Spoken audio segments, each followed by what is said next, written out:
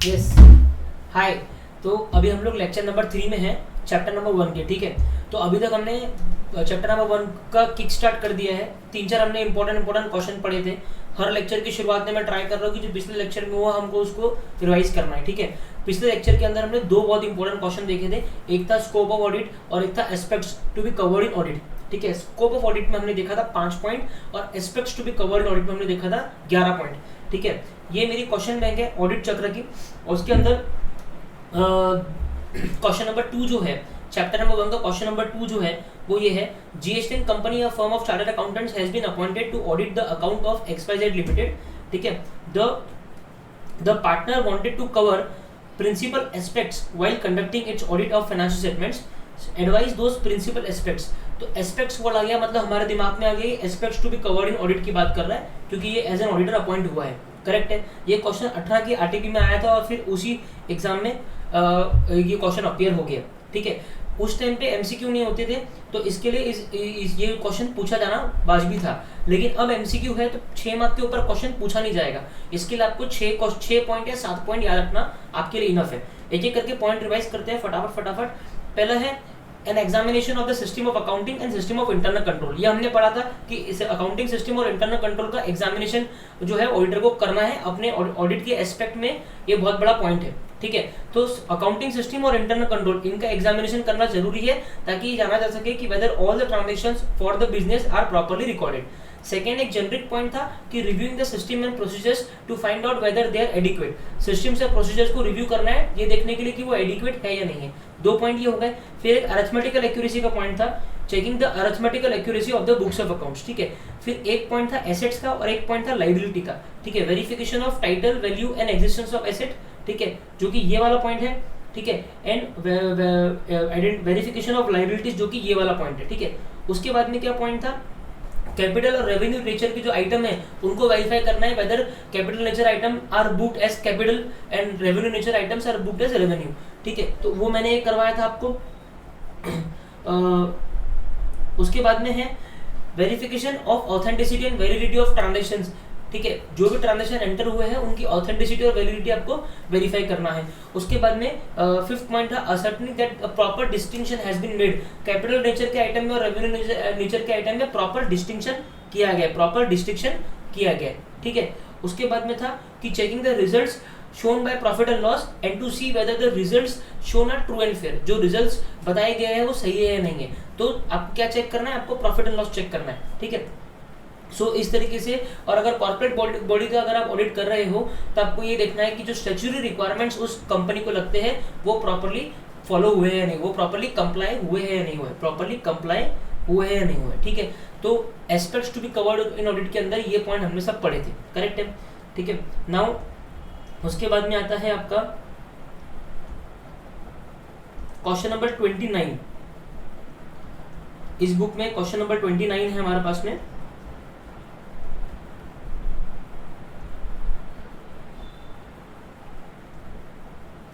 ठीक है, question number 29 क्या है, state the points which merit consideration for scope of audit. Scope of audit के लिए क्या क्या पॉइंट्स है जो कंसीडरेशन में रखने चाहिए। तो स्कोप ऑफ ऑडिट में हमने क्या पढ़ा, हमने पहला स्कोप ऑफ ऑडिट क्या पढ़ा कि जो जनरल एंट्रीज बुक में रिकॉर्ड की गई है, ठीक है, वो प्रॉपरली जो आपका इसमें स्कोप ऑफ ऑडिट के अंदर हमने 5 पॉइंट पढ़े। ठीक है, 5 पॉइंट में हमने एक ये पॉइंट पढ़ा कि जो भी इंफॉर्मेशन अंडरलाइन अकाउंटिंग रिकॉर्ड्स में और अदर सोर्स डेटा में बताई गई है, ठीक है, वो रिलायबल और सफिशिएंट है या नहीं है। ठीक है, तो to form an opinion the auditor should ensure that the information in underline accounting records and other source data are reliable and sufficient. ठीक है, देन एक पॉइंट हमने क्या पढ़ा, to form an opinion the auditor should ensure that the information in the accounting records are properly disclosed. Information properly disclose हुई है। ठीक है, तो इसमें क्या क्या पॉइंट है, तो पहला पॉइंट था the auditor the audit should be organized to cover all the aspects of the enterprise के सारे एस्पेक्ट्स कवर करना है,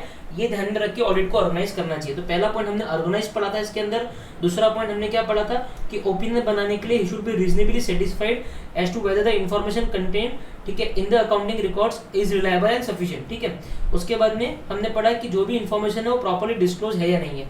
फिर हमने ये 4th पॉइंट काटा था और ये 5th पॉइंट फोर्थ वो स्टडी मटेरियल में काटा था। फोर्थ पॉइंट अपना क्या था, the auditor is not expected to perform duties which fall outside the scope of its competence. उसकी कॉम्पिटेंस में जो ड्यूटी नहीं है, उसकी कॉम्पिटेंस में जो ड्यूटी नहीं आती है, जो वो नहीं कर सकता है, उससे वो अपेक्षा भी नहीं है कि वो ड्यूटी वो करे, ठीक है। So the auditor is not expected to perform those duties which fall outside the scope of his competence, ठीक है ना, डन। और फिफ्थ पॉइंट जो है वो हमने कंस्ट्रेंट वाला काटा था। इस तरीके से हमने 4 पॉइंट जो है वो स्कोप ऑफ ऑडिट में किए थे, ठीक है। तो दोनों क्वेश्चन हमने रिवाइज कर लिए। अभी हम लोग आगे बढ़ते हैं।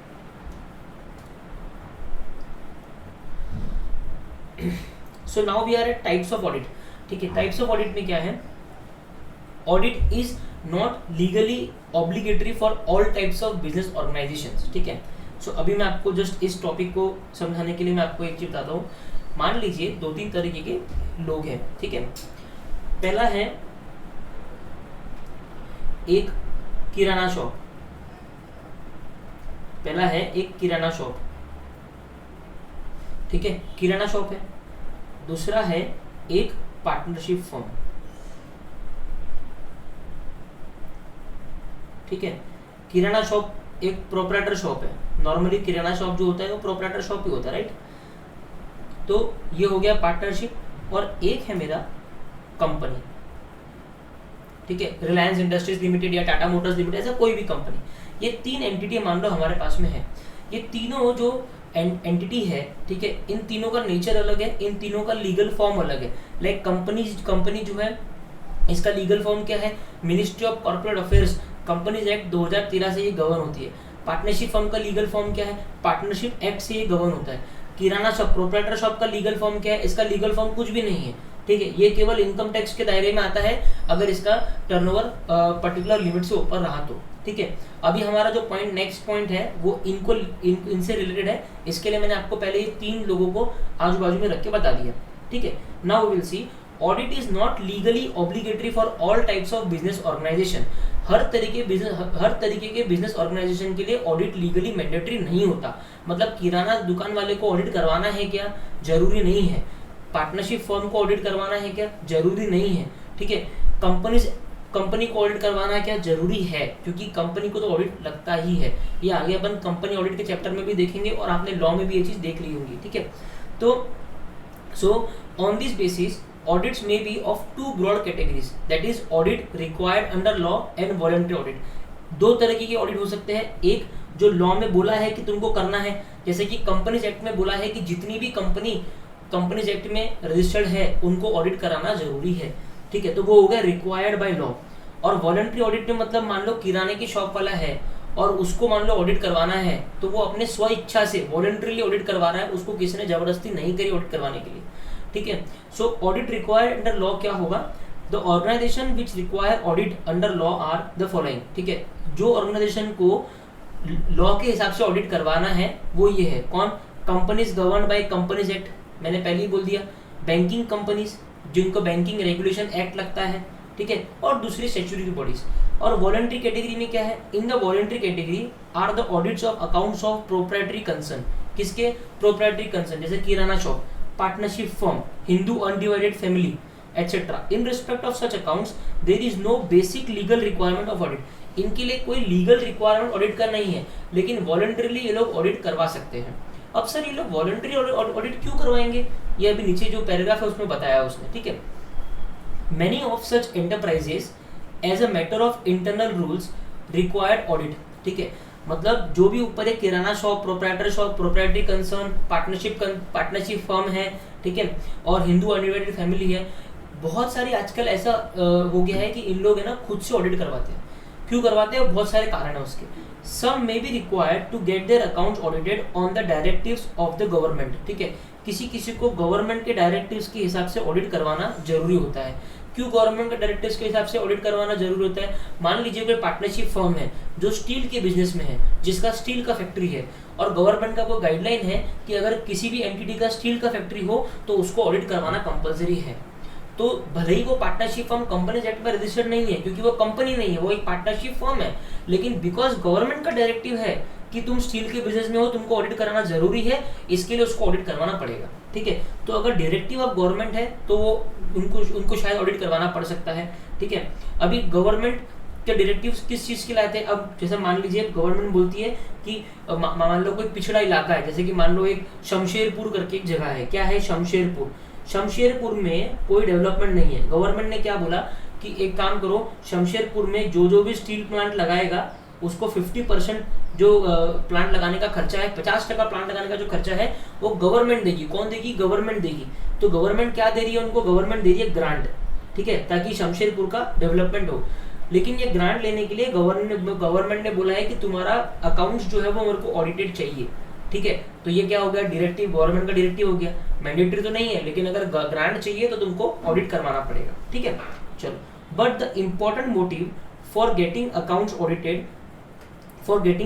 Audited lies in the advantages that follow from an independent professional audit, ठीक है।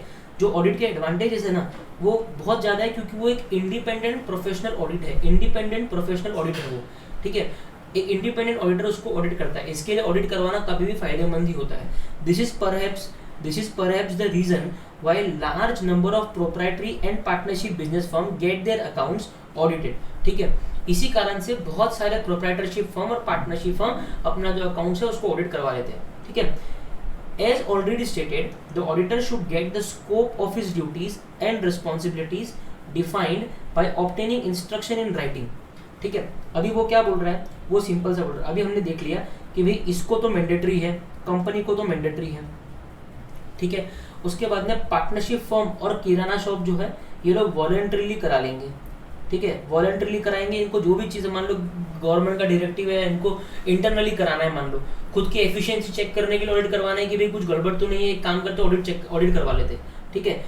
जो भी ये करवा रहे हैं, ठीक है, अगर वॉलंटरी ऑडिट करवा रहे हैं तो एज एन ऑडिटर आपको ये ध्यान में रखना चाहिए। देखो, अगर मैंडेटरी ऑडिट है तो ऑलरेडी स्टैंडर्ड्स एंड ऑडिटिंग में बहुत सारे मैंडेटरी रिक्वायरमेंट है कि तुमको एंगेजमेंट लेटर साइन करना है और बहुत सारी चीज़ें हैं।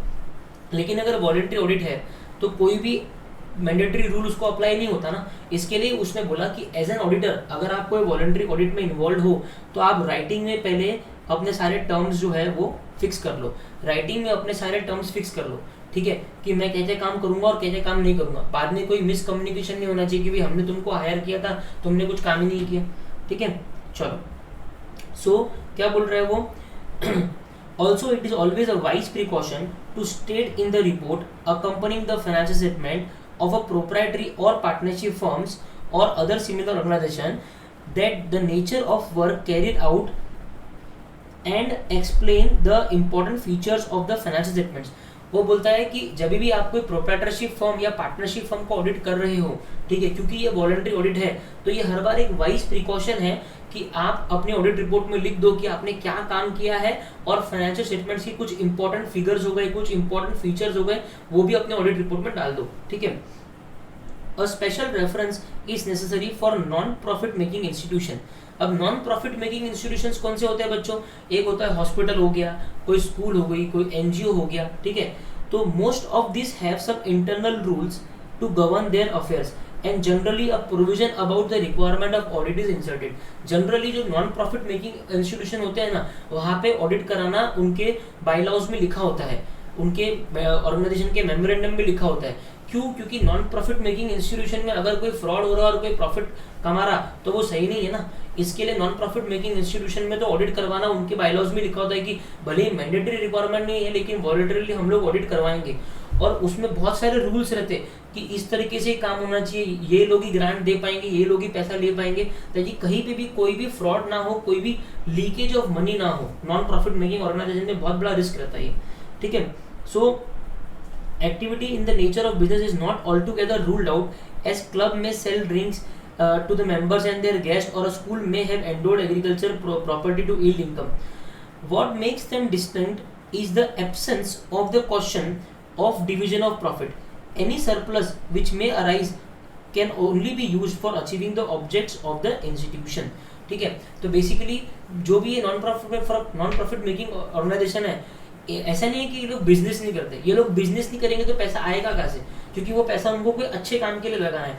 तो जैसे कि कोई स्कूल है तो स्कूल क्या करती है, स्कूल का खुद का एक कॉम्प्लेक्स है, तो उन्होंने नीचे के कॉम्प्लेक्स जो नीचे की शॉप्स है वो रेंट पे दे दी। क्यों? क्योंकि उससे कोई इनकम आएगा और वो स्कूल के भलाई के लिए यूज होगा। तो वो लोग बिजनेस करते हैं बट उनका मेन जो मोटिव है वो प्रॉफिट कमाना नहीं होता, ठीक है। उनका मेन मोटिव होता है कि वो जो भी पैसा उन्होंने इकट्ठा किया है उसको they have to apply it to the proper resources to them, to proper channel, ठीक है, on which they have to invest their money, ठीक है। सो ये एंटायर जो चीज़ है ना, ये पूरी की पूरी एनपीओ के बारे में लिखी है, ठीक है।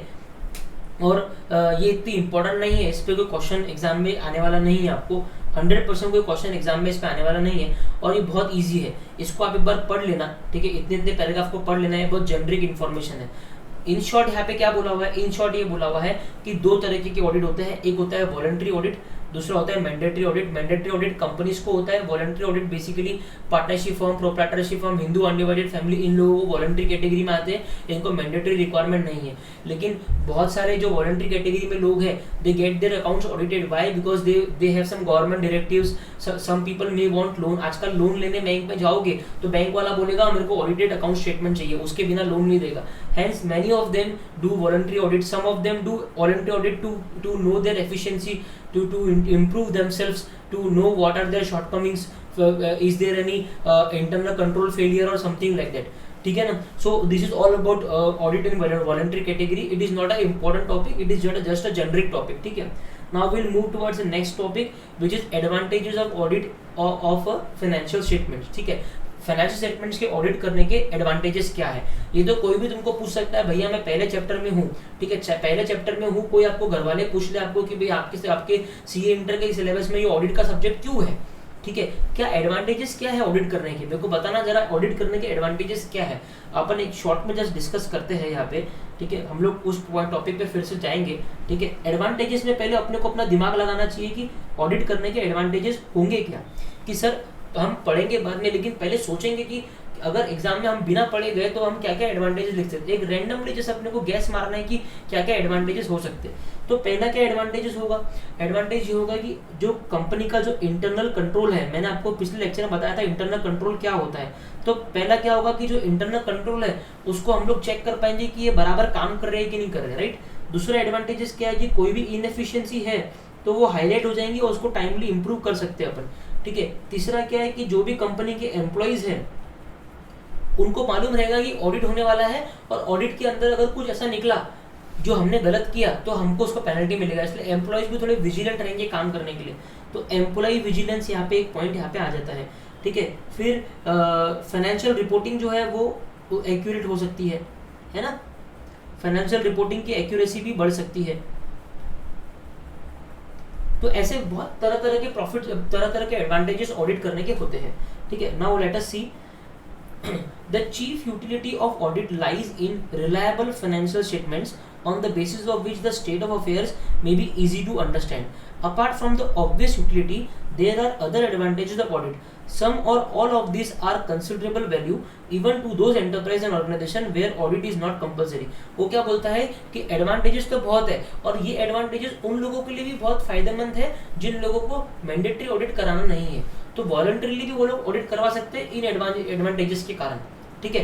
तो क्वेश्चन एक ऐसा बन सकता है कि state some of the advantages of audit of financial statement, ठीक है। या फिर ऐसा एक केस स्टडी वो लोग बना के दे सकते हैं कि Naresh company is a proprietorship firm and they don't fall into mandatory category of auditing, and they want to understand what are the advantages of audit in the financial statement so that they can voluntarily get themselves audited. ऐसा भी कोई question ICI case study बना के डाल सकता है। ये सब घुमा फिरा के डालो, बात यही है कि ऑडिट करने के एडवांटेजेस क्या है वो बताने हैं, ठीक है। तो नीचे दिए गए एडवांटेजेस ऑडिट करने के हैं। पहला क्या है, पहला है it safeguards the financial interest of persons who are not associated with the management of the entity, ठीक है। मैंने क्या कहा आपको, मैंने आपको क्या कहा था इसके पहले, मैंने आपको क्या कहा था कि मान लीजिए ये कंपनी है, ठीक है, ये XYZ लिमिटेड है, ठीक है। तो ये XYZ लिमिटेड को ये कुछ लोग हैं, ठीक है, ये बोर्ड ऑफ डायरेक्टर्स है। कौन है ये है बोर्ड ऑफ डायरेक्टर्स, ठीक है। इनको कहते हैं मैनेजमेंट, क्या कहते हैं, मैनेजमेंट, ठीक है। इनका कॉमन टर्म क्या है, मैनेजमेंट। ये लोग इस कंपनी को चला रहे हैं, ठीक है, ये लोग इस कंपनी को चला रहे हैं। लेकिन आपने देखा होगा अभी हम लोग अगर रिलायंस की बात भी करें तो रिलायंस के करोड़ ऑफ शेयर होल्डर्स है, राइट? कितने बहुत सारे करोड़ ऑफ शेयर होल्डर्स है, लेकिन रिलायंस को ये करोड़ ऑफ शेयर होल्डर्स चला रहे हैं क्या? नहीं। रिलायंस को कौन चला रहा है? ये जो बोर्ड में बैठे हुए लोग हैं ना, मैनेजमेंट, ये चला रहे इस कंपनी को। तो जो बंदा, जो पर्सन जिसका उस कंपनी में फाइनेंशियल इंटरेस्ट है लेकिन वो मैनेजमेंट में नहीं है, जैसे कि शेयर होल्डर का पैसा इस कंपनी में लगा है, मतलब उसका फाइनेंशियल इंटरेस्ट तो है लेकिन वो मैनेजमेंट में नहीं है, तो उसके लिए ये ऑडिट कराना बहुत ही इंपॉर्टेंट काम हो जाता है। बिकॉज वो ऑडिट से उसको एक कॉन्फिडेंस मिलता है कि जो कंपनी में मेरा पैसा डाला हुआ है वो सही है और मेरा फाइनेंशियल इंटरेस्ट जो है वो सेफगार्डेड है। क्या है? सेफगार्डेड है। सेफगार्डेड का मतलब क्या है? रक्षा करना, ठीक है, मतलब सुरक्षित है बेसिकली, ठीक है। तो क्या बोल रहा है? इट सेफगार्ड्स, क्या बोल रहा है? It safeguards the financial interest of persons who are not associated with the management of the entity, ठीक है। मैनेजमेंट ऑफ द एंटिटी तक में जो एसोसिएटेड नहीं है, ठीक है, उनका फाइनेंशियल इंटरेस्ट सेफगार्ड हो जाता है। करेक्ट है, ये पॉइंट मैंने आपको समझा दिया। नाउ ये वेदर दे आर पार्टनर वगैरह ये सब काट दो, ये सब आगे के मालगाड़ी के डब्बे लगाए हुए हैं, ठीक है। नाउ सेकंड पॉइंट क्या है? It acts as a moral check on the employees from committing defalcations और एम्बेजलमेंट। सर एम्बेजलमेंट मतलब चोरी करना, डिफाल्केशन मतलब झूठ बोलना, ठीक है, गुमराह करना, फ्रॉड के ही पार्ट से ही, ठीक है। तो एम्प्लॉय का मॉरल चेक होता है इससे, मतलब एम्प्लॉय को अंदर ही अंदर मॉरली ऐसा लगता है कि यार ऑडिट में मैं पकड़ा गया तो बुरा फंसूंगा, इसके लिए वो कोई भी एम्बेजलमेंट या डिफाल्केशन करने से उसको मॉरली रुक जाता है कि मैं पकड़ा गया तो मेरा जॉब चल जाएगा। तो it acts as a moral check on the employee. क्या? It acts as a moral check on the employees from committing defalcations और एम्बेजलमेंट, ठीक है। चलो नाउ सी पॉइंट क्या है? Audited financial statements are helpful in settling liabilities for taxes, negotiating loans and for determining the purchase consideration for a business। ये तीनों मैं आपको बताता हूँ, ठीक है। अभी मैंने आपको बताया था कि अगर मान लीजिए ये SBI बैंक है, ठीक है, और ये एक मान लीजिए XYZ and company partnership firm है, इनको ऑडिट कराना जरूरी है क्या? नहीं है, लेकिन इनको चाहिए लोन। ये SBI के पास में गए लोन लेने के लिए 1 करोड़ का। SBI ने इनको क्या बोला? हमको आपके ऑडिटेड स्टेटमेंट आप दे दीजिए। SBI ऑडिटेड स्टेटमेंट क्यों मांग रहा है? क्योंकि SBI को 1 करोड़ रुपए इस कंपनी को देना है, इस पार्टनरशिप फर्म को देना है। ऐसे ही दे देंगे क्या? आपने मांगा और मैंने दे दिया क्या? नहीं, उसको पहले फाइनेंशियल स्टेटमेंट चाहिए ना कि भाई तुम्हारा कितना प्रॉफिट है, क्या है। अगर मान लो तुम कंगाल कंपनी हो, तुमको 1 करोड़ का लोन किस नाम का देंगे हम लोग? 1 करोड़ का लोन हम लोग क्यों देंगे? सिंपल है ना, अगर आप कंगाल हो तो हम 1 करोड़ का लोन आपको क्यों देंगे? सो बेसिकली ऑडिटेड स्टेटमेंट तो SBI क्या करता है? SBI बोलता है तो इसने XYZ फॉर्म ने क्या किया? इसने इसको फाइनेंशियल स्टेटमेंट्स दे दिए, चलो ठीक है आपको चाहिए ना ये लो। SBI बैंक बोलता है मेरे को ये नहीं चाहिए। XYZ कंपनी बोलता है क्यों नहीं चाहिए? SBI बैंक बोलता है मेरे को ऑडिटेड फाइनेंशियल स्टेटमेंट चाहिए। ये तो तुमने हाथ से कुछ भी लिख के आ गए, उसका कुछ वजूद है क्या? मेरे को ये नहीं चाहिए, मेरे को चाहिए ऑडिटेड स्टेटमेंट जो तुम्हारे CA ने मेरे को दी, ठीक है। तो क्योंकि CA का साइन लग गया, तुम्हारा साइन लग गया, मतलब सब कुछ CA ने लिख दिया, मतलब विश्वास कर सकता मैं, राइट। तो बेसिकली जब लोन लेने जाओ, ग्रांट ऑफ लोन जाओ, तो फिर ऑडिटेड स्टेटमेंट ना बहुत काम आते हैं, ठीक है। उसके अलावा उसने एक और पॉइंट क्या बोला? उसने एक पॉइंट बोला, ऑडिटेड स्टेटमेंट का एक पॉइंट हो गया, फिर सेटलिंग डिस्प्यूट का एक पॉइंट बोला। क्या बोला? सेटलिंग डिस्प्यूट क्यों बोला? अब मान लीजिए पार्टनरशिप फर्म है, XYZ एंड कंपनी करके पार्टनरशिप फर्म है। अब मान लीजिए इनके तीनों के आपस में झगड़े हो गए।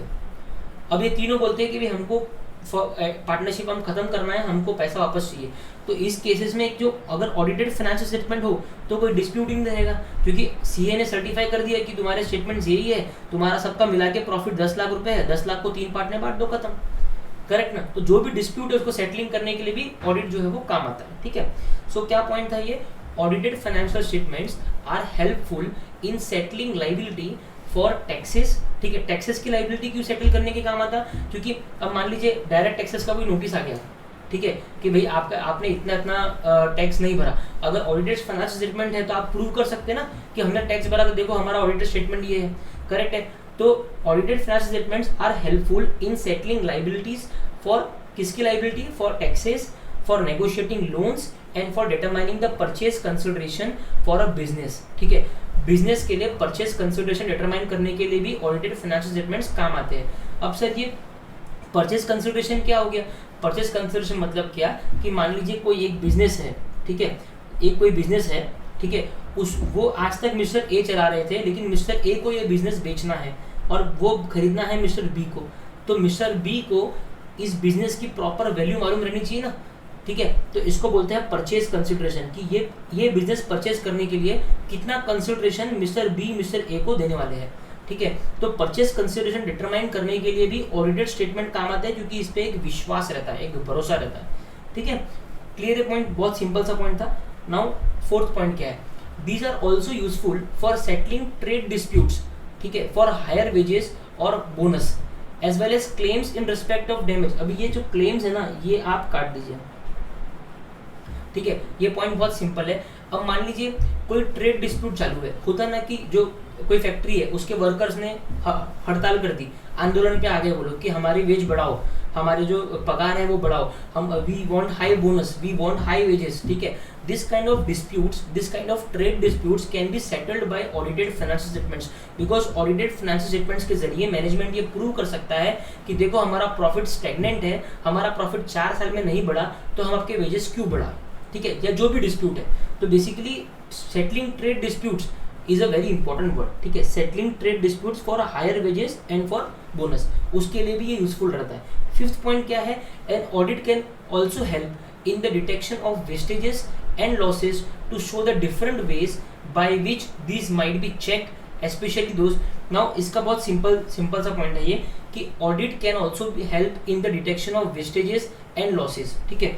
उसके बाद में जो आगे का 2 शो है ना, ये पूरा काट दो, ये सब मालगाड़ी के डब्बे कुछ नहीं, आपको इतना भी आपने लिख दिया तो ये पॉइंट बहुत आपका कंसिडरेबल बन जाता है, ठीक है।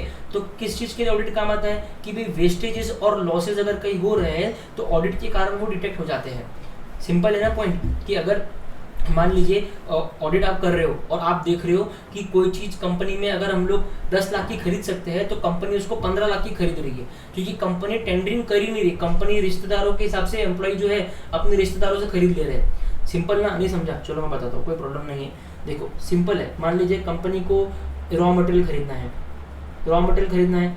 अब मान लीजिए अगर कंपनी प्रॉपर टेंडरिंग करे, 10-12 लोगों की कोटेशन मंगाए और फिर खरीदे, तो कंपनी को पड़ रहा है 10 लाख रुपए। और जो एम्प्लॉय रॉ मटेरियल खरीदने के लिए रिस्पॉन्सिबल है, जिसको वो रिस्पॉन्सिबिलिटी दी हुई है, वो क्या कर रहा है, वो अपने रिलेटिव से ही रॉ मटेरियल खरीद रहा है और वो रिलेटिव रॉ मटेरियल दे रहा है 15 लाख में। अब ऑडिटर ने ये पकड़ लिया कि भाई तुम अपने रिलेटिव से क्यों खरीद रहे हो, कंपनी का नुकसान क्यों कर रहे हो, तुम प्रॉपर टेंडरिंग करके बिड्स मंगाओ ना, सबसे लोएस्ट वाले से खरीदना, ठीक है। तो ये सब चीज़ों के लिए ऑडिट काम आता है, क्योंकि ऑडिटर ये जो वेस्टेजेस है, ये जो लॉसेज और वेस्टेजेस है ना, वो ऑडिट में पकड़े जाते हैं, ठीक है। परफेक्ट है, ठीक है ना।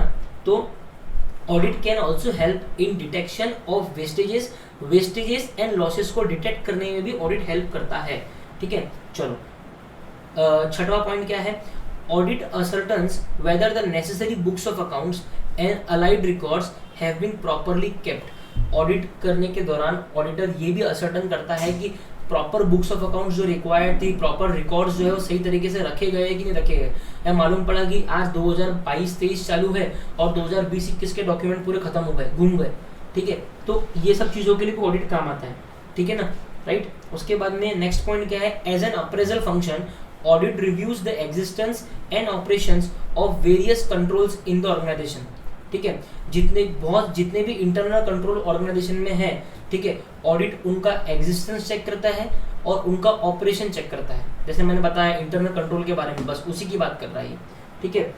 उसके बाद में audited accounts are of great help in settlement of accounts at the time of admission और डेथ ऑफ अ पार्टनर। कोई पार्टनरशिप फॉर्म है XYZ एंड कंपनी करके एक पार्टनरशिप फॉर्म है। अब मान लीजिए इसमें Z जो है वो मर गया, तो Z के अमाउंट का जो प्रॉफिट है और Z का जो कैपिटल है वो Z के नॉमिनी को देना पड़ेगा, करेक्ट है, ये हमने फाउंडेशन में पढ़ा होगा, Z के नॉमिनी को देना पड़ेगा।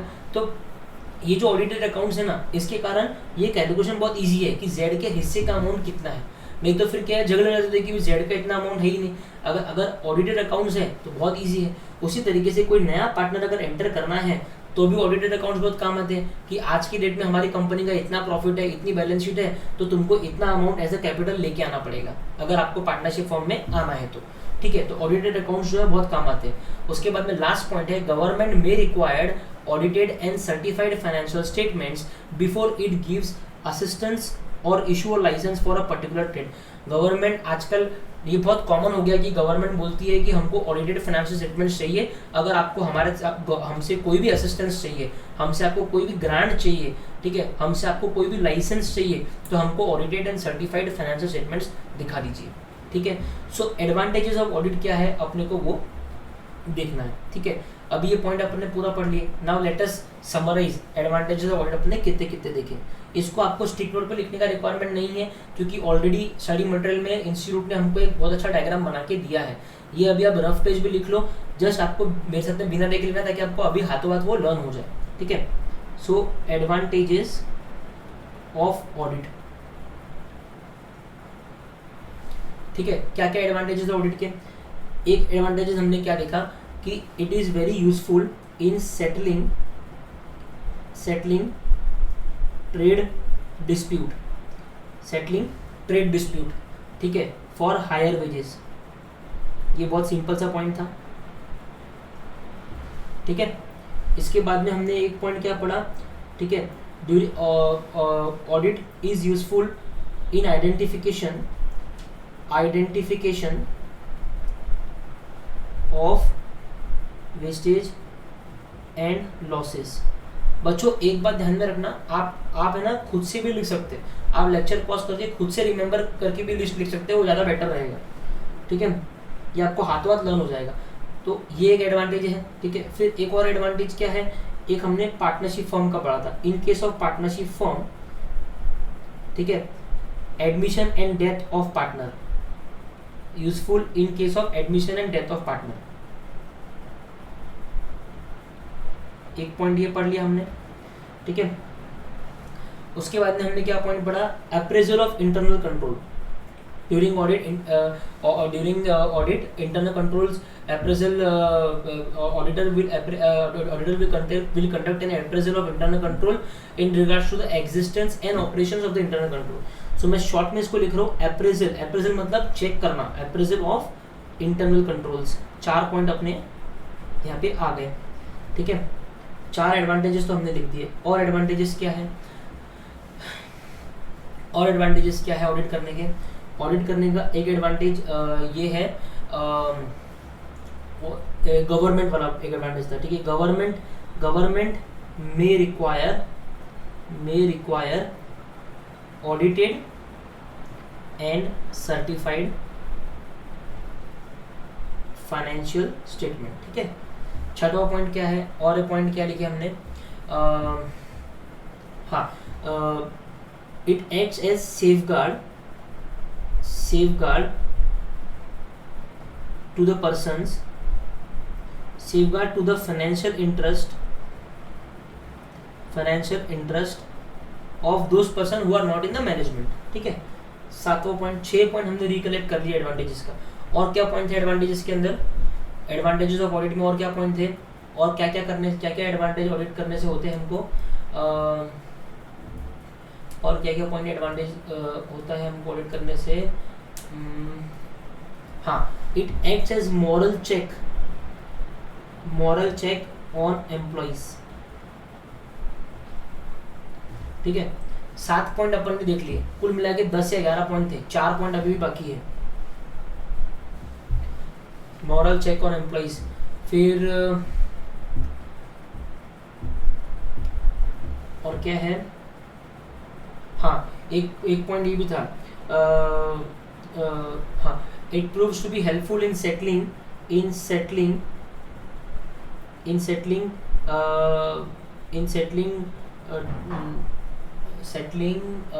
एक तो it proves to be helpful in grant of loan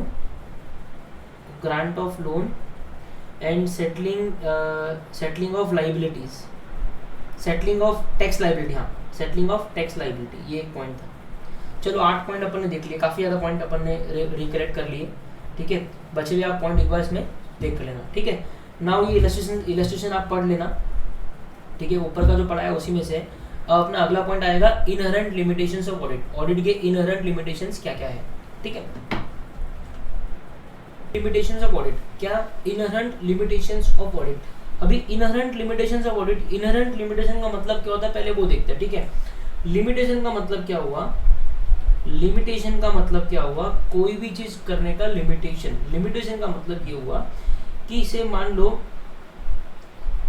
एक कार है, क्या है, एक कार है, ठीक है, राइट। इस कार में है 1 लीटर ऑफ पेट्रोल, ठीक है, और इस कार का एवरेज है से 15 किलोमीटर पर लीटर।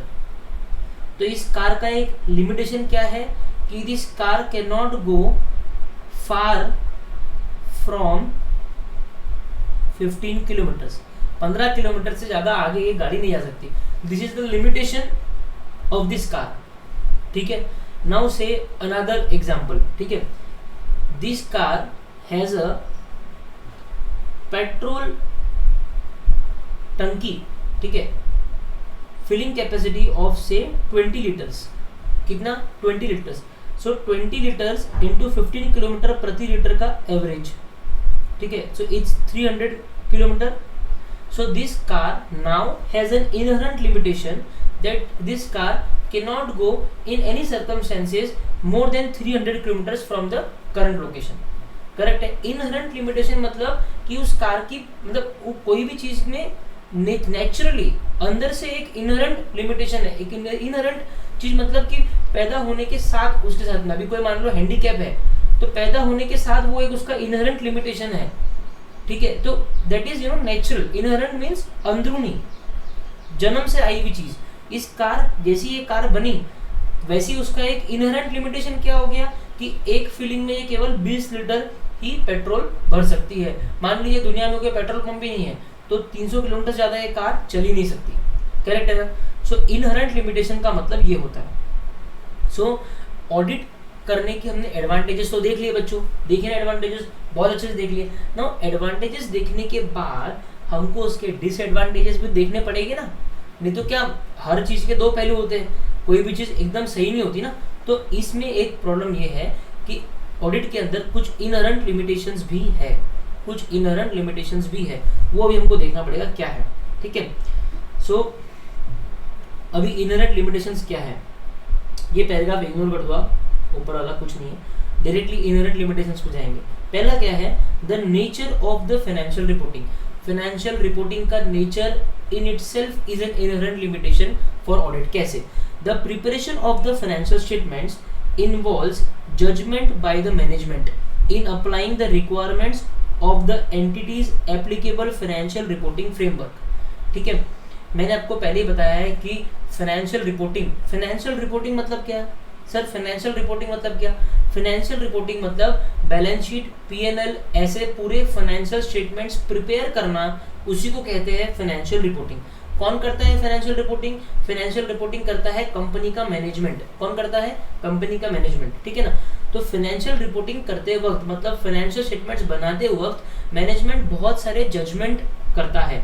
सर जजमेंट कैसे करता है, किन किन चीजों में जजमेंट्स करता है? तो सबसे पहला आता है फिक्स एसेट्स।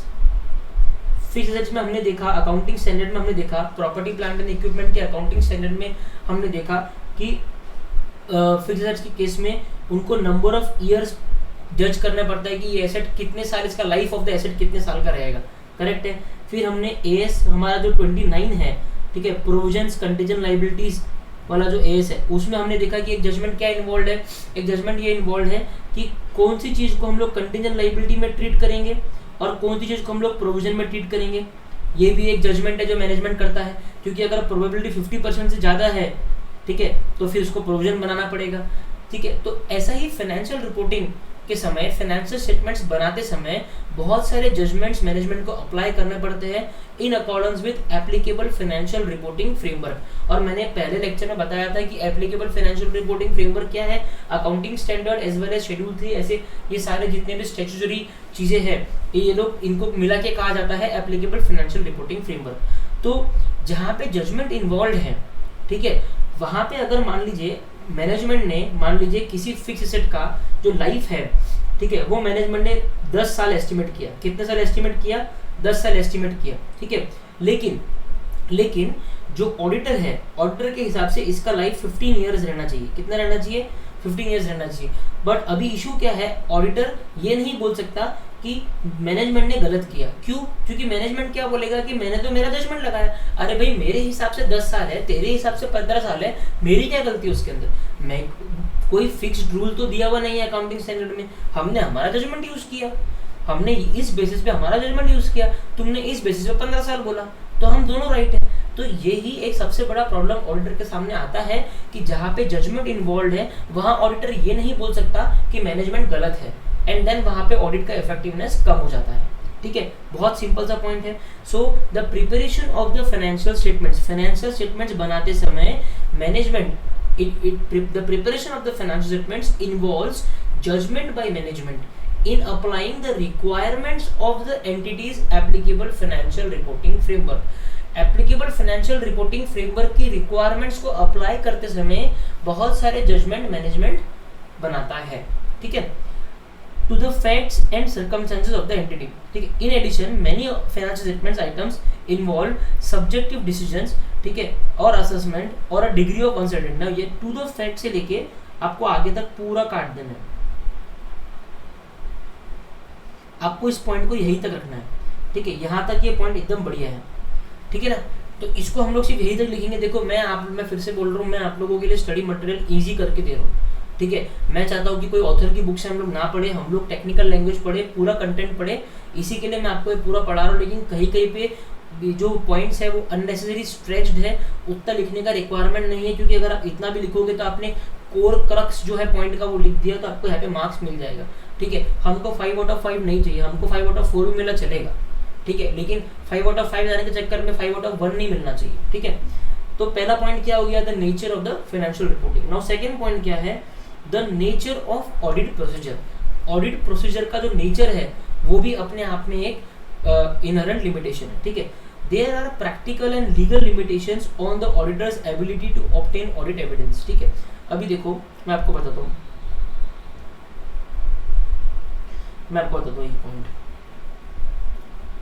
देखो ऑडिटर क्या कर, अभी ये बहुत ध्यान से सुनना बच्चों, मैं जो बता रहा हूँ ये बहुत इंपॉर्टेंट है। पूरा ऑडिट जो है, पूरा की पूरा ऑडिट मैं अभी आपको 1 मिनट के अंदर पूरी साइकिल बता के दूंगा पूरे ऑडिट की। बहुत ध्यान से सुनना ये चीज़। ठीक है, मेरे साथ में रहना। ठीक है, सबसे पहले क्या होगा, सबसे पहले होगा एंगेजमेंट। क्या होगा, एंगेजमेंट। ये अपने पास में कहीं बना के लिख भी सकते हो। एंगेजमेंट मतलब क्या, एंगेजमेंट मतलब ऑडिटर को अपॉइंट किया जाएगा। Management auditor, members of the company जो है वो ऑडिटर को अपॉइंट करेगी। ठीक है, ऑडिटर को अपॉइंट कर दिया, देन ऑडिटर क्या करेगा, अपना ऑडिट चालू करेगा। ठीक है, सो प्लानिंग, ऑडिट का प्लानिंग कर लेगा। ठीक है, ऑडिट प्लानिंग कर लेगा। ठीक है, उसके बाद में ऑडिटर क्या करेगा, ऑडिटर अपने ऑडिट प्रोसीजर लगाएगा। क्या लगाएगा, ऑडिट प्रोसीजर। मतलब बेसिकली आप सीआईडी दिमाग में रखो। सीआईडी क्या करती है, सबूत ढूंढने के लिए अलग अलग चीज़ें करती है ना, फोन ट्रैक करना, फॉरेंसिक लैब यूज़ करना, ये करना। वैसे ही ऑडिटर भी बहुत सारे प्रोसीजर लगाता है, कई के लिए सबूत ढूंढने के लिए। और सबूत को क्या कहते हैं हम लोग, ऑडिट एविडेंस। क्या कहते हैं, ऑडिट एविडेंस। ठीक है, प्रोसीजर लगाने के बाद क्या मिलेगा ऑडिटर को, ऑडिटर को मिलेगा ऑडिट एविडेंस। क्या मिलेगा, ऑडिट एविडेंस। ऑडिट एविडेंस मिलने के बाद ऑडिटर क्या करेगा, ऑडिटर एक कंक्लूजन पे आएगा। ठीक है, कंक्लूजन पे आ गया, उसके बाद में ऑडिटर क्या करेगा, ऑडिटर एक ओपिनियन फॉर्म करेगा। ठीक है, ऑडिटर क्या करेगा, एक ओपिनियन फॉर्म करेगा, और लास्ट में क्या करेगा, उसको रिपोर्ट करेगा। सिंपल है, ये पूरा ऑडिट का साइकिल है। ठीक है, इसको आप अच्छे से देख लो, इसको लिखना है लिख लो, फोटो खींचना है फोटो खींच लो। ठीक है, सो अभी वो क्या बोल रहा है कि there are practical and legal limitations on the auditor's ability to obtain audit evidence. Auditor को अल्टीमेटली क्या चाहिए, ऑडिट एविडेंस चाहिए। क्यों, क्योंकि पूरा की पूरा सर्कस ऑडिट एविडेंस के ऊपर ही बेस्ड है ना। अगर उसको ऑडिट एविडेंस मिलेंगे तो ही तो वो कंक्लूजन फॉर्म करेगा, तो ही तो वो ओपिनियन बनाएगा, तो ही तो वो सारी चीज़ें करेगा ना। तो ऑडिट एविडेंस उसको मिलना बहुत जरूरी है। सो ऑडिट एविडेंस मिलने के लिए ही उसके ऊपर प्रैक्टिकल और लीगल लिमिटेशंस है। अभी वो क्या है, उसके एग्जाम्पल्स नीचे दिए हैं। ठीक है, पहला क्या है, there is a possibility that the management और others may not provide intentionally और अनइंटेंशनली द कंप्लीट इंफॉर्मेशन। ठीक है, ऐसा हो सकता है कि मैनेजमेंट जो है या फिर दूसरे जो एम्प्लॉयज है कंपनी के, वो इंफॉर्मेशन प्रोवाइड ही ना करे। ऑडिटर ने बोला मेरे को इनवॉइस की कॉपी दे दो और मैनेजमेंट प्रोवाइड ही नहीं कर रहा, पॉसिबल है ना। ऑडिटर ने बोला मेरे को आपका जो बिल्डिंग है उसका प्रॉपर्टी का डॉक्यूमेंट दिखाओ, मैनेजमेंट प्रोवाइड नहीं कर रहा, मैनेजमेंट बोलता भाई हम नहीं देंगे। ठीक है, पॉसिबल है ना। So there is a possibility that the management और अदर्स मे नॉट प्रोवाइड, चाहे इंटेंशनली चाहे अनइंटेंशनली, ठीक है, the complete information that is relevant to the preparation and presentation of the financial statements. Financial statements की preparation के लिए और presentation के लिए रेलेवेंट जो भी इंफॉर्मेशन है, ऐसा हो सकता है कि वो इंफॉर्मेशन मैनेजमेंट ऑडिटर को प्रोवाइड ना करे। ठीक है, और दैट हैज बीन, या फिर कुछ भी अगर मैनेजमेंट ने रिक्वेस्ट किया तो हो सकता है मैनेजमेंट उसको, कुछ भी अगर ऑडिटर ने रिक्वेस्ट किया तो हो सकता है मैनेजमेंट उसको प्रोवाइड ना करे। ठीक है, सिंपल है। तो पहला पॉइंट बहुत सिंपल है। ठीक है, अभी हम लोग क्या पढ़ रहे हैं, ये हम लोग पढ़ रहे हैं कि audit procedures, there are practical and legal limitations on the auditor's ability to obtain audit evidence।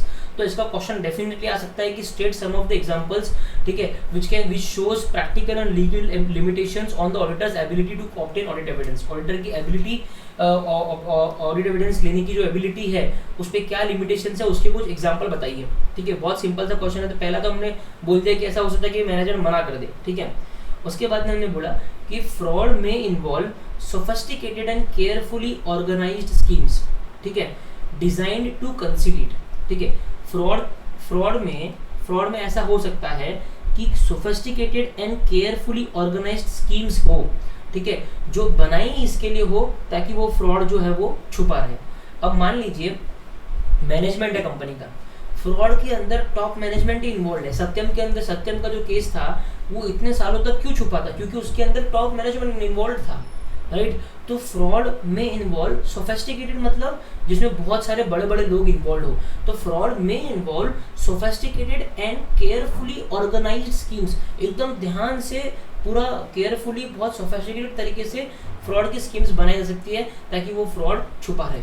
ठीक है, तो फ्रॉड में involve sophisticated and carefully organised schemes जो डिजाइन की गई है उस फ्रॉड को कंसील मतलब छुपाने के लिए। Therefore, audit procedures used to gather audit evidence may be ineffective for detecting an intentional misstatement। इसके लिए ऐसा पॉसिबल है कि अगर फाइनेंशियल स्टेटमेंट्स के अंदर कोई मिस स्टेटमेंट हो, मैंने बताया था पिछले लेक्चर में कि मिस स्टेटमेंट का मतलब क्या है। मिस स्टेटमेंट मतलब जो अमाउंट होना चाहिए था और जो अमाउंट है उसमें डिफरेंस है। ठीक है, सो अगर इंटेंशनल मिसस्टेटमेंट है मतलब जानबूझ के कोई मिसस्टेटमेंट किया गया है तो उसको डिटेक्ट करना मुश्किल होता है। क्यों? क्योंकि उसको केयरफुली डिजाइन किया गया ताकि वो डिटेक्ट ही ना हो।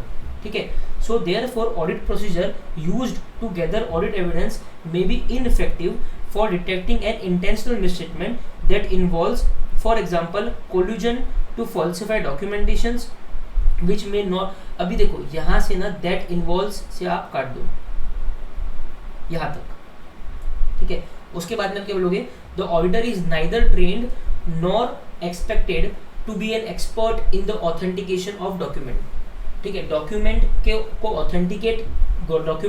का ऑथेंटिकेशन करना मतलब कि डॉक्यूमेंट सही है या नहीं है। तो ऑडिटर को, हम लोगों को, चार्टर्ड अकाउंटेंट्स को जो नॉलेज दिया है, ऑडिट करने का नॉलेज दिया हुआ है, वो डॉक्यूमेंट में जो सिग्नेचर मारा हुआ है वो सही है या फ्रॉड सिग्नेचर है वो थोड़ी हम डिटेक्ट कर पाएंगे। अरे हम कोई साइन एक्सपर्ट थोड़ी है, हम तो भी सीधे साधारण ऑडिटर है। हमको तो क्या है, अकाउंटिंग स्टैंडर्ड का नॉलेज है और स्टैंडर्ड्स ऑन ऑडिटिंग का नॉलेज है। हमको थोड़ी नॉलेज है फॉरेंसिक्स का कि वो साइन बराबर नहीं है या डुप्लीकेट साइन है या वो स्टैम्प गलत मारा हुआ है। तो वी आर नॉट ट्रेन्ड और not expected to be an expert in authentication of document के ऑथेंटिकेशन के लिए हम लोग एक्सपर्ट नहीं है। ठीक है, सो दो चीजें अभी तक हमने पढ़ी, ठीक है, जिसके कारण auditor can not obtain audit evidence properly, there is a limitation on auditor to obtain audit evidence. वो दो चीजें क्या थी, पहला the management may not provide information, ठीक है, इंटेंशनली और अनइंटेंशनली। दूसरा, फ्रॉड में involve sophisticated and careful design scheme design to conceal it. ठीक है, therefore audit procedure used to gather audit evidence may be ineffective for detecting intentional misstatement detect करने के लिए वो ineffective हो सकता है। थर्ड क्वेश्चन क्या है, थर्ड एग्जांपल क्या है, an audit is not an official investigation into alleged wrongdoing। Audit जो है, ठीक ठीक है। एक कोई भी एक ऑडिटर को जब अपॉइंट किया जाता है तो उसको पहले से ये दिमाग में नहीं रहता कि इस कंपनी में सब कुछ खराब है। वो तो एक नॉर्मल एक ऑडिटर को हम लोग अपॉइंट करते हैं कि भाई देखो हमारी कंपनी कैसे काम कर रही है और क्या है, हमको एक स्टैट्यूटरी रिक्वायरमेंट है हमारी बुक्स को ऑडिट करवाना, ठीक है। लेकिन पहले से ऐसा बोल के करते हैं कि भाई हमारी कंपनी में फ्रॉड है, तुम निकाल लेना करके, नहीं ना। सो वो यही बोल रहा है कि an audit is not an official investigation into एलिज्ड wrong doing, ठीक है। एलिज्ड रॉन्ग डूइंग मतलब कि पहले से पता है मैनेजमेंट को कि यहाँ पे कुछ तो फ्रॉड हो रहा है और उसको सुधारने के लिए, उसको डिटेक्ट करने के लिए ऑडिटर को अपॉइंट किया है, ठीक है। तो ऐसा नहीं है। एलिज्ड रॉन्ग डूइंग मतलब पहले से पता है कि यहाँ पे कोई फ्रॉड है। तो audit is not an official investigation into एलिज्ड wrong doing. Audit is not an official investigation. Audit एक ऑफिशियल इन्वेस्टिगेशन नहीं है कि भाई यहाँ पे कुछ तो खराब हो रहा, आके आप देखो कि हमारे यहाँ पे क्या फ्रॉड है, नहीं। ऑडिटर को नॉर्मली अप्लाई किया जाता है कि भाई देखो हमारे यहाँ पे क्या सही है क्या गलत है, लेकिन पहले से दिमाग में एक ऑडिटर अपना प्री कंसीव्ड नोशन लेके नहीं बैठता है कि भाई इसमें कुछ ना कुछ खराबी है करके, ठीक है। Accordingly the auditor is not given specific legal powers such as the power of search which may be necessary for such an investigation. इसी के लिए ऑडिटर को सर्च करने का पावर नहीं है। वापस सुन लो बच्चों, बहुत ध्यान से सुन लो, कल आप ऑडिटर बनोगे जाके किसी के घर में जाके सर्च मत कर देना, ठीक है। आपको सर्च करने का पावर नहीं है। सर्च करने का पावर सीबीआई के पास में है, पुलिस वालों के पास में है, अलग अलग डिग्निटरीज के पास में है, लेकिन हमारे पास में नहीं है। As a chartered accountant we don't have power to search any premises, ठीक है। Accordingly the auditor is not given specific legal power, we don't have specific legal power such as the power of search which may be necessary for such an investigation, ठीक है। अगर कोई पहले से fraud ढूंढने की अगर हमको अपॉइंट करा जाए तो उसके लिए हमको सर्च वर्च करने का पावर चाहिए रहेगा, लेकिन ऑडिट जो है वो ऑडिटर जो है वो इसके लिए अपॉइंट नहीं होता है कि कोई एलिज्ड रॉन्ग डूइंग है उसको इन्वेस्टिगेट करना है। ऑडिटर जो है वो एक नॉर्मल तरीके से अपॉइंट होता है, नॉर्मल ऑडिट करने के लिए अपॉइंट होता है। इसी के लिए ऑडिटर के पास में कोई भी स्पेसिफिक लीगल पावर्स नहीं है, ठीक है। तो सिंपल सा पॉइंट है, an audit is not an official investigation into एलिज्ड wrong doing, ठीक है। Audit is not an official investigation into alleged wrongdoing and hence the auditor is not given any specific legal power such as the power of search which may be necessary for such an investigation, जो इस तरीके के investigation के लिए जरूरी हो सकता है, ठीक है। अभी ये जो बोर्ड में लिखा है ना, ये आपको इग्नोर करना है, लेकिन ये आपको मैं पढ़ के समझा दूंगा, ठीक है, ताकि आपको समझ जाए कि क्या लिखा हुआ, मतलब ये ऊपर के पॉइंट का एक्सप्लेनेशन है, ठीक है। So we have to clearly understand that the audit is distinct from the investigation. हमको ये समझना पड़ेगा कि इन्वेस्टिगेशन और ऑडिट ये दोनों अलग अलग चीज़ है, ठीक है। Investigation is a critical examination of the accounts with a special purpose. Investigation जो होता है ना, वो एक बहुत ही क्रिटिकल एग्जामिनेशन होता है बुक्स ऑफ अकाउंट्स का एक स्पेसिफिक पर्पस के लिए। जैसे कि मान लो सत्यम का स्कैम बाहर आ गया, सत्यम का स्कैम बाहर आने के बाद में फिर गवर्नमेंट ने क्या किया, गवर्नमेंट ने स्पेसिफिक इन्वेस्टिगेशन एजेंसीज लगाई ये डिटेक्ट करने के लिए, इनके बुक्स को ऑडिट करो और बताओ कि इनमें क्या क्या फ्रॉड है, ये एरिया में हमको फ्रॉड लग रहा है। तो ये इसको कहते हैं इन्वेस्टिगेशन, ये ऑडिट नहीं है, क्योंकि ऑडिटर ने तो सत्यम की केस में पूरा भंटाधार कर दिया था। गवर्नमेंट ने इन्वेस्टिगेशन एजेंसीज को लगाया और बोला कि तुम निकाल के बताओ कि इसमें क्या क्या कहाँ पे फ्रॉड है। तो इन्वेस्टिगेशन क्या है, investigation is a critical examination of the accounts with a special purpose, एक स्पेशल पर्पस कि भाई यहाँ पे फ्रॉड हो सकता है। For example, if fraud is suspected and it is specifically called upon to check the accounts whether fraud really exists, it takes character of investigation। जैसे मैंने अभी सत्यम का एग्जांपल दिया, ठीक है, कि अगर पहले से हमको फ्रॉड सस्पेक्टेड है कि भी कुछ ना कुछ तो फ्रॉड है और हमको बुलाया गया है कि भी अकाउंट्स चेक करिए और बताइए कि इसमें कहाँ फ्रॉड है, then it is not an audit, it is an investigation, ठीक है।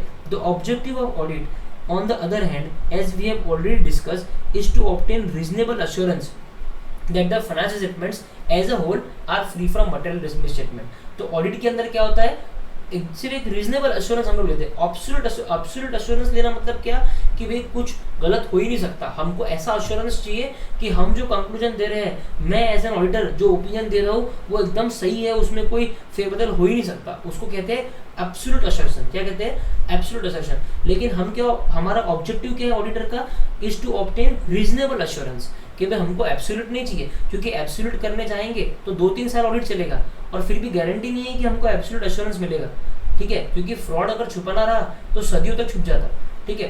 तो our objective is to obtain a reasonable assurance that the financial statements as a whole, अगर ऊपर से देखें तो it is free from material misstatement. कोई material misstatement, कोई material मतलब ज़्यादा बड़ा अमाउंट का misstatement जो है वो इस financial statements में नहीं है. Therefore, audit is never started with a preconceived notion. Preconceived notion ये बहुत important word है. Preconceived notion मतलब पहले से ही एक अपना विचारधारा बना के रखना, ठीक है. इंडिया बहुत महान है, पहले से एक प्री कंसीव, पहले से एक थॉट प्रोसेस है, बिना सोचे समझे हम लोग बोले इंडिया महान है. एक्चुअली इंडिया बहुत महान है. अगर कोई फॉरेनर है तो उसके पहले से प्री कंसीव नोशन इंडिया का, इंडिया इज डर्टी, इंडिया में क्लीनलीनेस नहीं है, लेकिन उसने पहले से अपने मन में बैठा के रखा. जब तक ही और she will not come to India, they will not know कि इंडिया कैसा है, right. So therefore audit is never started with a pre conceive notion. Audit कभी भी, एक नेवर वर्ड बहुत इंपॉर्टेंट है, never started with a pre conceive notion about the state of affairs, about wrongdoing, about some wrong having been committed. मतलब audit चालू होता है तो पहले से दिमाग में नहीं रहता कि कुछ तो गलत हो रहा है या कुछ तो स्टेट ऑफ, कुछ तो कंपनी में ये चीज़ हो रही है, पहले से दिमाग में नहीं रहता, ठीक है. हम लोग ऑडिट प्लेन तरीके से चालू करते हैं, ठीक है. However, it is quite possible that sometimes investigation results from the prima facie findings of the auditor. It may happen that the auditor has given some findings of serious concern. Such findings may prompt for calling an investigation. ऐसा हो सकता है कि audit होने के दौरान हमको ऐसा कुछ मिले जो हमको लगे कि इसके अंदर बहुत बड़ा फ्रॉड है, तो फिर उसके बाद में एक इन्वेस्टिगेशन बैठाई जा सकती है और फिर उस इन्वेस्टिगेशन एजेंसी के पास में सारे लीगल पावर्स रहेंगे सर्च करने के और ये सब करने के. लेकिन जब ऑडिट चालू होगा तो पहले से दिमाग में ये नहीं रहेगा कि भैया इसमें सब कुछ गलत है करके, समझा. तो ये पैराग्राफ ना जेनरिक पैराग्राफ है जो बोल्ड में लिखा हुआ है, ये करेक्ट इनकरेक्ट के हिसाब से है, एमसीक्यू के हिसाब से. इस पर कोई थ्योरी क्वेश्चन बनना तो नहीं चाहिए, आइडियली बना तो भी अपन उसको इजीली उनको समझ गया कि इन्वेस्टिगेशन और ऑडिट में क्या डिफरेंस है, ठीक है. तो थोड़ा बहुत अपन बना के इसको लिख सकते हैं, ठीक है. सो अभी हम लोग क्या पढ़ रहे थे, इनहेरेंट लिमिटेशंस ऑफ ऑडिट पढ़ रहे थे. इसमें हमने क्या पढ़ा, एक तो हमने पढ़ा कि नेचर ऑफ फाइनेंशियल रिपोर्टिंग, एक इनहेरेंट लिमिटेशन पढ़ा, और उसमें हमने क्या पढ़ा, उसमें ये पढ़ा कि the preparation of the financial statement involve judgements by the management, right. And nature of audit, nature of audit procedure में हमने क्या पढ़ा कि नेचर ऑफ ऑडिट प्रोसीजर में क्या पढ़ा कि देयर आर 3 एग्जांपल्स, ठीक है, by which auditor has a limitation to obtain audit evidence. वो 3 चीज क्या है कि मैनेजमेंट उसको देगा नहीं, the management will not provide information to the auditor.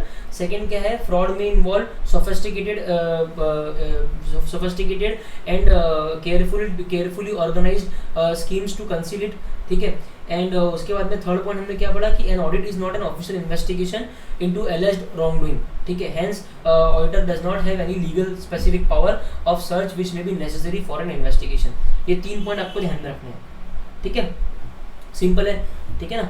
चलो नाउ थर्ड पॉइंट क्या है इनहेरेंट लिमिटेशन में. देखो इनहेरेंट लिमिटेशन में ये एक पॉइंट ये नेचर का हो गया, दूसरा point nature of audit procedure हो गया, तीसरा पॉइंट अभी हम लोग पढ़ रहे हैं नेचर ऑफ ऑडिट प्रोसीजर के अंदर एक और सब क्वेश्चन था, ठीक है ना, जो ऑडिट एविडेंस के लिमिटेशन को लेके था, जो हमने अभी देखा.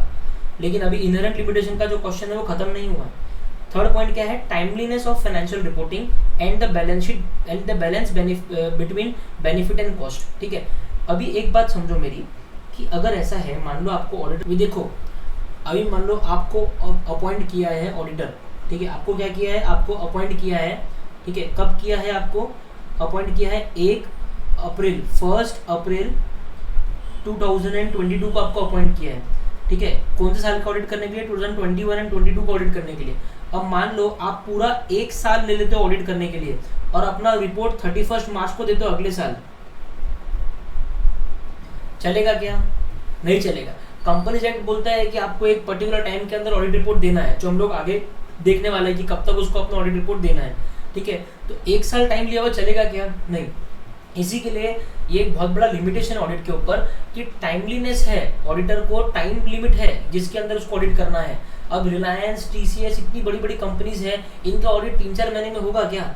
लेकिन क्या करें, करना पड़ता है. तो ये बहुत बड़ा लिमिटेशन है. हम बच्चों, आप लोग जब ऑडिटर बनोगे ना, आगे सीए बन के ऑडिटर बनोगे, ये आपको खुद एहसास होगा कि इतनी बड़ी बड़ी कंपनी का 2 महीने में ऑडिट कैसे हो सकता है, करेक्ट ना. तो ये एक बहुत बड़ा इशू है जो हमारे सामने आ जाता है, ठीक है, टाइमलीनेस वाला.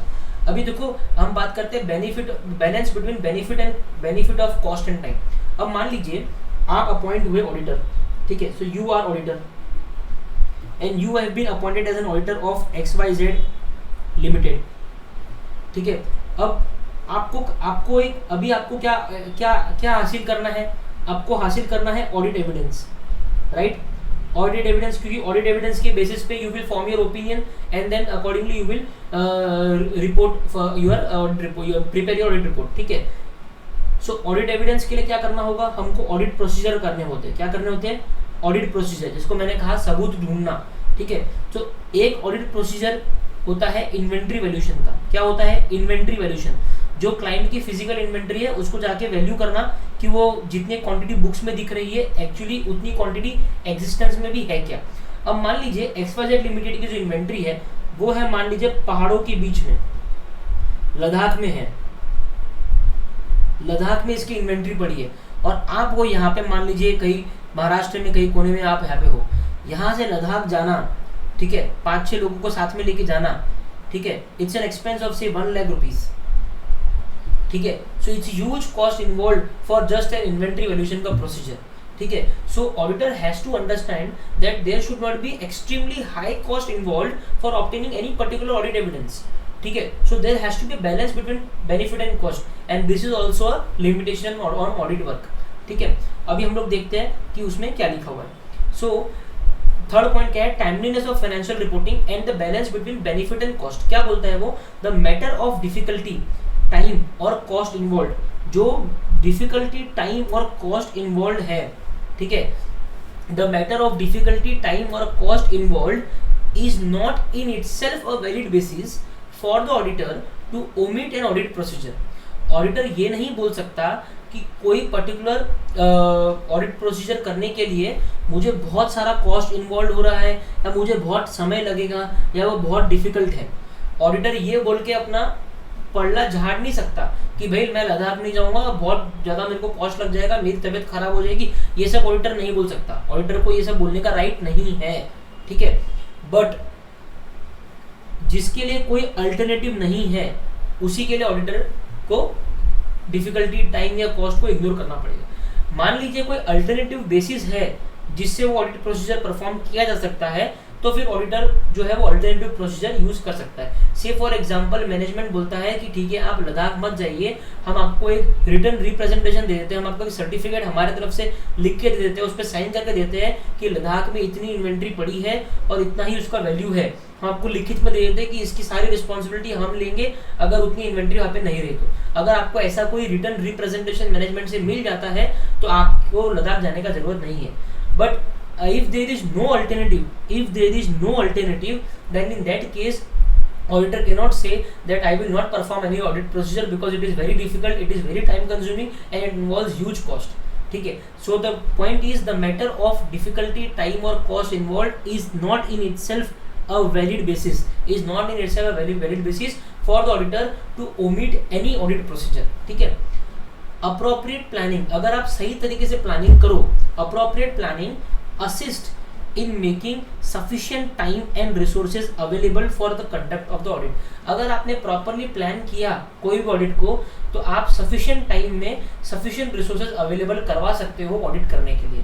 लेकिन अगर आप प्लानिंग नहीं करोगे तो आपका होने वाला नहीं है। Notwithstanding this, the relevance of information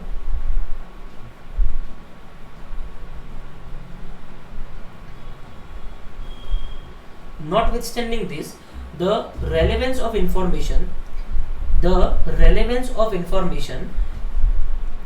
and thereby its value tends to diminish over time, ठीक है। ये बहुत ही इंटरेस्टिंग पॉइंट है बच्चों, मेरे साथ रहना, ध्यान से सुनना। ये क्या बोलता है कि आपने कोई, अब आप लद्दाख जा रहे हो, इन्वेंट्री वैल्यूएशन करने जा रहे हो, अपने एग्जाम्पल पे अगर अपन जाते हैं तो आप लद्दाख जा रहे हो, इन्वेंट्री वैल्यूएशन करके आ रहे हो, लेकिन आपको लद्दाख जाने में, इन्वेंट्री वैल्यूएशन करने में और आने में 1.5 महीना लग गया। उस इन्फॉर्मेशन का वैल्यू टाइम के साथ में डिग्रेड होता जाएगा, क्योंकि 1.5 महीने में अगर आप इन्वेंट्री वैल्यूएशन करके आओगे तो बाकी की सारी इन्फॉर्मेशन धरी की धरी रह जाएंगे, ऑडिट का टाइम निकल जाएगा। तो वो यही बोल रहे हैं कि नॉटविथस्टैंडिंग दिस, द रेलेवेंस, कोई भी इन्फॉर्मेशन का रेलेवेंस और उसकी वैल्यू समय के साथ में डिमिनिश होती है, मतलब कम हो जाती है। And there is a balance to be struck between the reliability of information and its cost, and hence auditor को एक बैलेंस बनाना पड़ेगा कि वो इन्फॉर्मेशन कितनी रिलायबल है और कितना उसका कॉस्ट है, ठीक है। ये सोच के ही उसको वो ऑडिट प्रोसीजर करना चाहिए। तो बहुत सिंपल सा पॉइंट था कि timeliness of financial reporting and the balance between cost between benefit and cost जो है वो एक लिमिटेशन है। इसके अंदर तीन इंपॉर्टेंट पॉइंट हमने क्या पढ़े, एक हमने पढ़ा कि inherent limitation of audit, it may be possible that, एक सेकेंड, 3 पॉइंट हमने क्या पढ़े, एक मिनट मैं लिखता हूँ।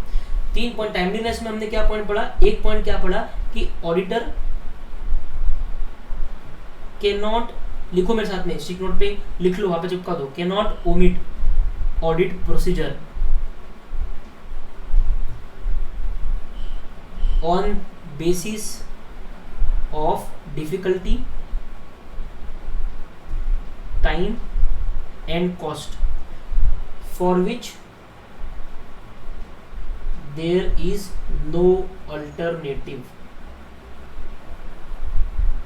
ठीक है, एक पॉइंट ये हो गया। सेकेंड पॉइंट क्या है, सेकेंड पॉइंट उसने क्या बोला कि सेकेंड पॉइंट क्या बोला कि एडिक्वेट प्लानिंग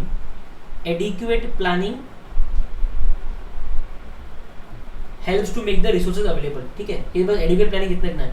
देन नॉटविथस्टैंडिंग, ठीक है, the relevance and value of information diminishes over time. Done, ठीक है, टाइमलेस वाला पॉइंट हो गया। चलो अभी हम आते हैं फोर्थ पॉइंट पे। अभी फोर्थ पॉइंट क्या बोल रहा है, जो लिमिटेशन का फोर्थ पॉइंट है वो क्या बोलता है कि देयर आर सम मैटर्स, ठीक है, there are some matters which if they are present, अगर वैसे मैटर जो है वो फाइनेंशियल स्टेटमेंट्स में अगर प्रेजेंट हो, तो ऑडिटर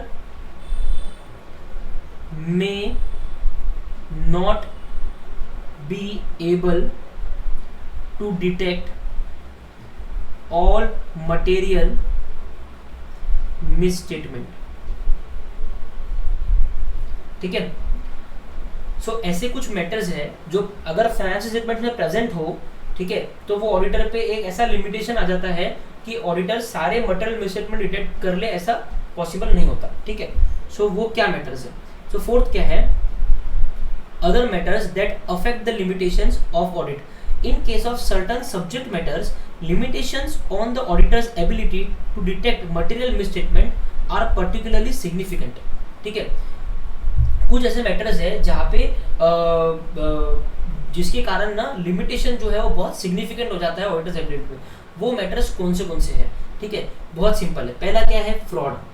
अगर फ्रॉड है और पर्टिकुलरली ऐसा फ्रॉड जिसमें सीनियर मैनेजमेंट इन्वॉल्व है, तो फिर ऐसा पॉसिबल है कि ऑडिटर उस फ्रॉड को डिटेक्ट ना कर पाए। सेकेंड क्या है, related party relationships and transactions. Now related party का मतलब क्या है, रिलेटेड पार्टी का मतलब क्या है कि मान लीजिए ए लिमिटेड है, ए लिमिटेड की सब्सिडरी है बी लिमिटेड, ठीक है, क्या है, सब्सिडरी है,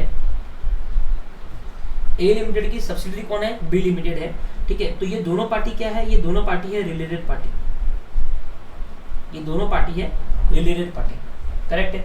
सो ए लिमिटेड बी लिमिटेड से रिलेटेड है, तो अभी बी लिमिटेड में जो भी होगा वो ए लिमिटेड के कंट्रोल में होगा, तो हाई चांसेस है कि ये दोनों मिलके ट्रांजैक्शंस को घुमा फिरा के कॉम्प्लेक्स बना के जोल जपाटा कर दे, ठीक है। तो रिलेटेड पार्टी रिलेशनशिप और रिलेटेड पार्टी ट्रांजैक्शन अगर किसी भी फाइनेंशियल स्टेटमेंट्स में एग्जिस्ट करते हैं तो ऑडिटर के ऊपर एक बहुत बड़ा लिमिटेशन हो जाता है। So the existence and completeness of related party relationships and related party transactions, ठीक है। सो related party relationship and transactions को मैं सर्कल करता हूँ। थर्ड क्या है, the occurrence of non compliance with loss. अगर कोई कंपनी जिसका आप ऑडिट कर रहे हो उसने कोई भी लॉ को कंप्लाई नहीं किया, तो वहां पे एक बहुत बड़ा लिमिटेशन आ जाता है कि अगर इसने कोई लॉ को कंप्लाई नहीं किया मतलब इस कंपनी में कुछ तो गड़बड़ है। So the occurrence of non compliance with laws, law के साथ में नॉन कंप्लायंस मतलब लॉ को कंप्लाई नहीं करना। फोर्थ क्या है, future events that may cause an entity to cease to continue as a going concern, ठीक है।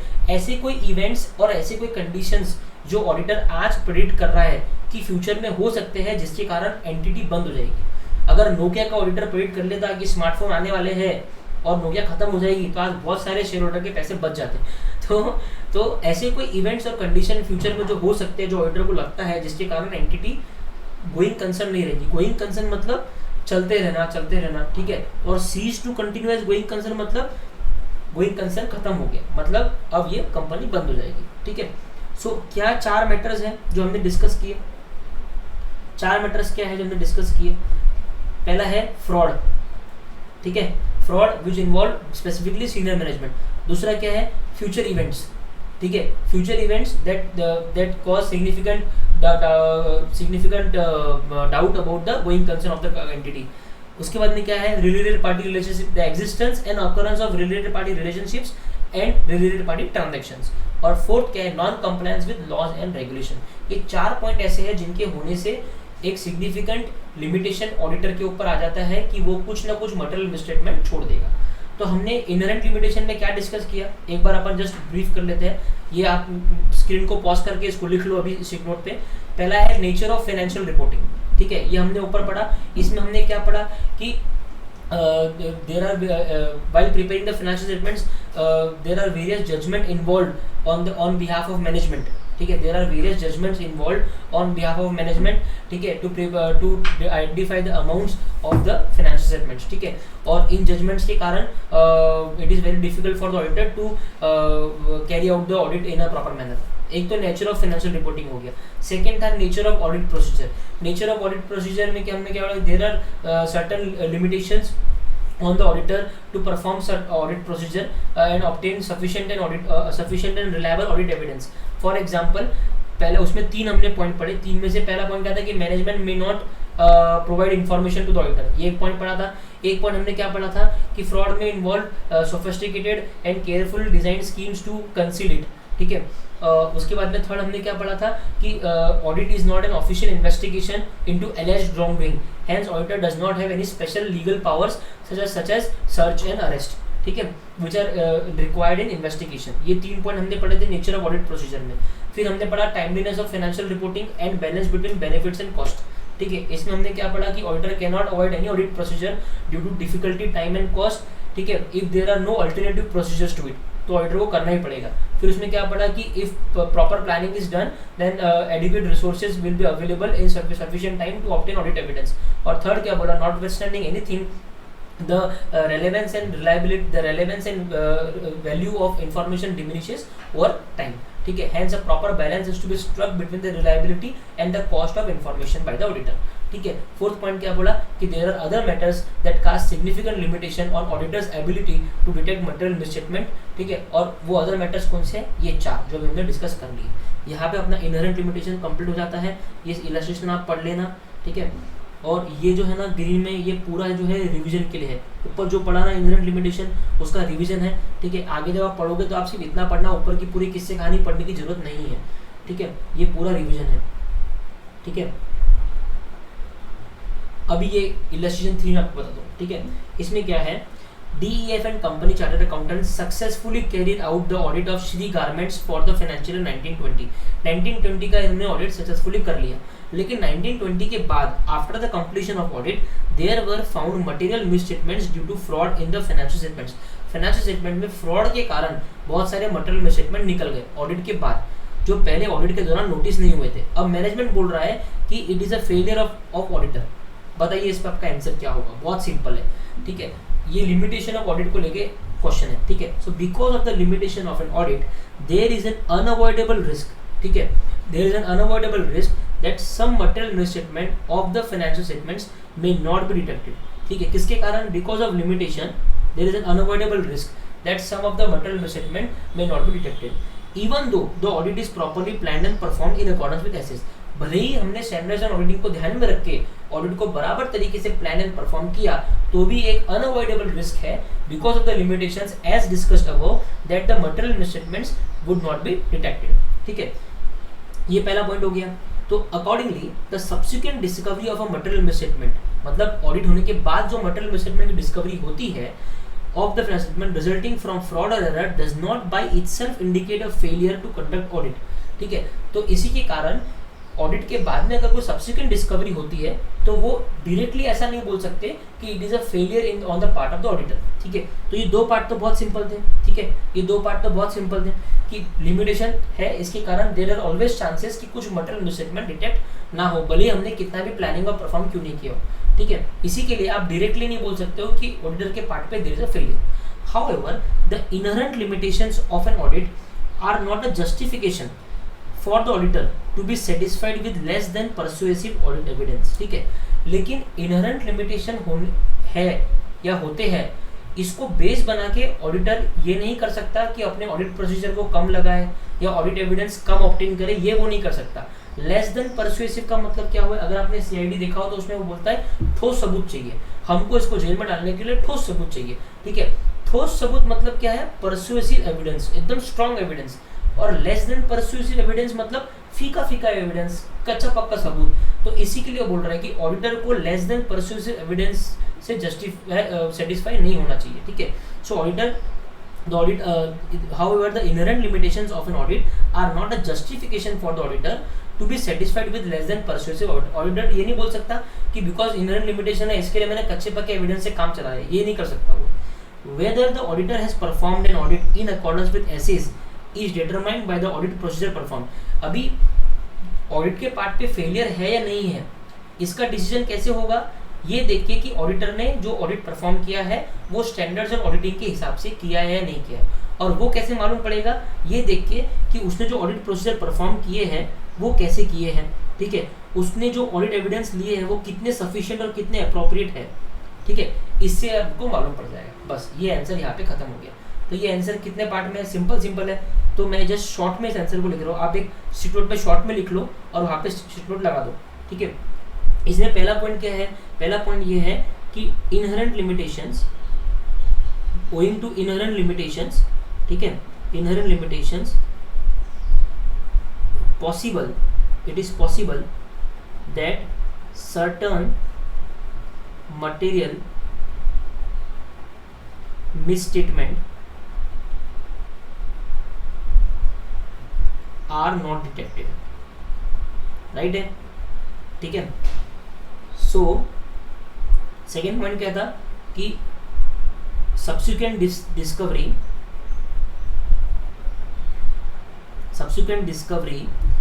Of misstatement does not by itself indicate a failure. ये दो पॉइंट तो ऑडिटर के फेवर में बोल दिए इन्होंने। फिर तीसरा पॉइंट ऑडिटर को फटकार लगे। ऑडिटर को क्या बोला कि auditor just because of inherent limitations auditor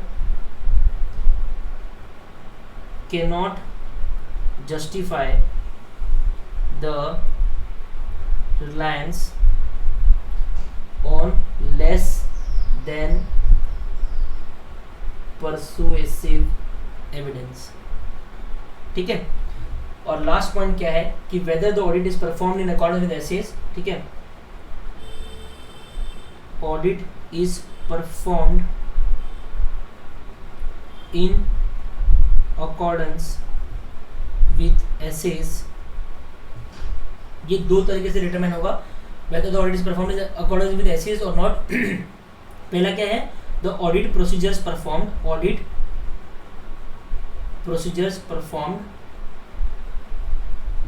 and sufficiency and reliability of audit evidence, ठीक है। चलो, तो ये अपना आंसर हो गया। अब अपन अगले लेक्चर में मिलेंगे। नेक्स्ट लेक्चर हमारा चालू हो जाएगा relationship of auditing with other disciplines, ठीक है। चलो बाय।